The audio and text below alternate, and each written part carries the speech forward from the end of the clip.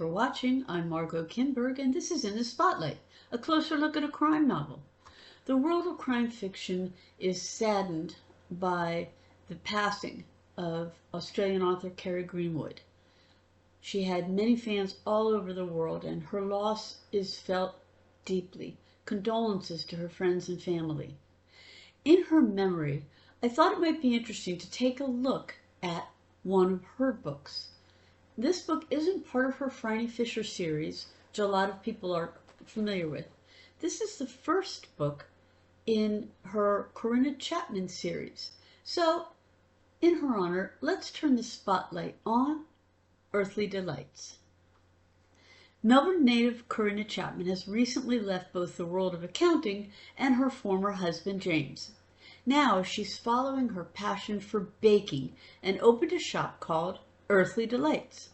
She and her cat Horatio live in an apartment above the bakery and both just want to live in peace. Such is not to be, though. One morning, Corinna finds Suze McDonald, a local junkie, passed out and near death on her ventilation grate. She immediately calls emergency services, and the paramedics arrive just in time. Suze is revived, but Corinna soon learns that other junkies haven't been so lucky. Someone seems to be targeting them. Corinna isn't inclined to get involved, but her new lover, Daniel Cohen, who serves street people as a volunteer, convinces her to help out. He wants her to help find the truth. The trail leads to a goth nightclub called Bloodline, so Corinna and Daniel wangle an invitation to the club and to its private room. There, they put the pieces of the puzzle together, and we find out who's behind everything. In the meantime, there are other subplots. Andy Holliday, a new resident in the building, is troubled and won't reveal at first what's going on.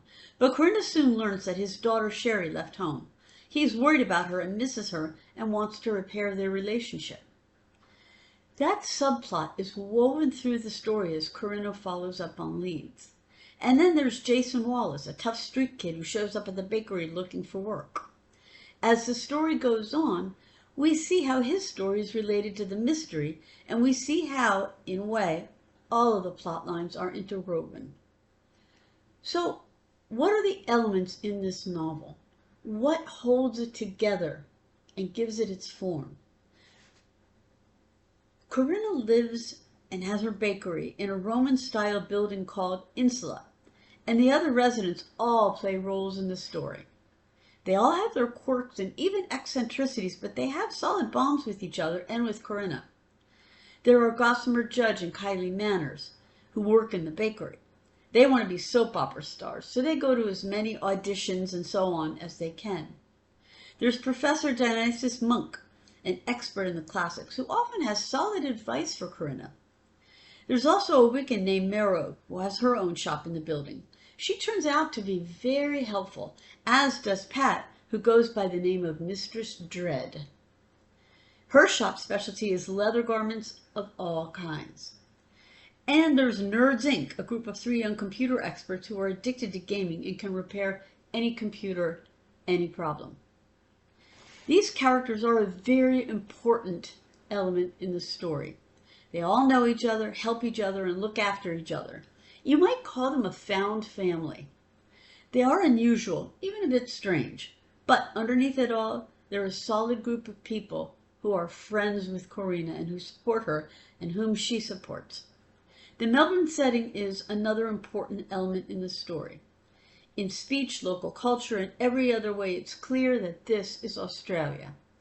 Readers not familiar with Australian idiom will find, though, that it's not hard to pick up on what's being said. The story is told from Corinna's point of view, first person, past tense. So we see the world through her eyes. She's overweight and perfectly happy that way. She has a solid sense of humor, too, and that wit permeates the book. She's getting stronger and more confident all the time, too, after her divorce, and that shows. While the book is not gory or overfilled with profanity, readers who don't prefer explicit sex will want to know that there is one such scene in it. It's not spoiling the story that it's not a rape scene, but some readers may want to know it's there. Earthly Delights is a distinctly Melbourne story. It features a group of found family members, a strange and dangerous mystery, and a protagonist with a smart, sometimes funny, pragmatic way of looking at the world. This has been In the Spotlight. I'm Margot Kinberg. Thanks for watching.